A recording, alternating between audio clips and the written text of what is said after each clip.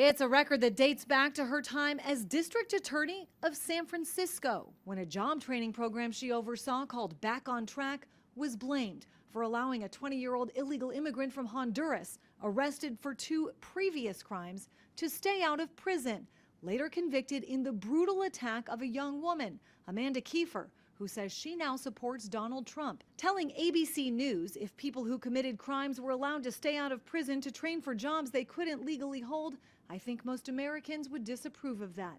Later, as Attorney General of California, she came under fire when Kate Steinle was shot and killed while walking with her father in San Francisco in 2015. She voted in favor of deadly sanctuary cities where you protect the criminals at all costs. As a U.S. Senator, Kamala Harris defended her state's sanctuary policies, which we asked her about in 2018. California voters have made a decision about what they want, and the will of California voters should be supported. More recently, as the number of undocumented immigrants showing up at the U.S. border started to skyrocket, President Biden tasked her with improving the situation.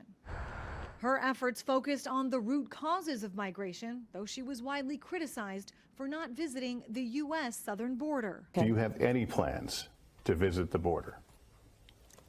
I'm here in Guatemala today. At some point, we've been to the border. You haven't been to the border.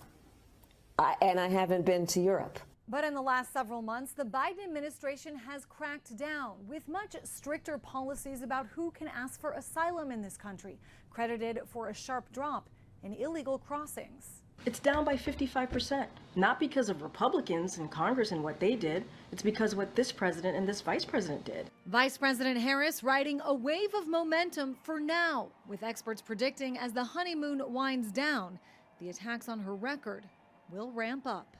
I'm Christine Frizzell reporting.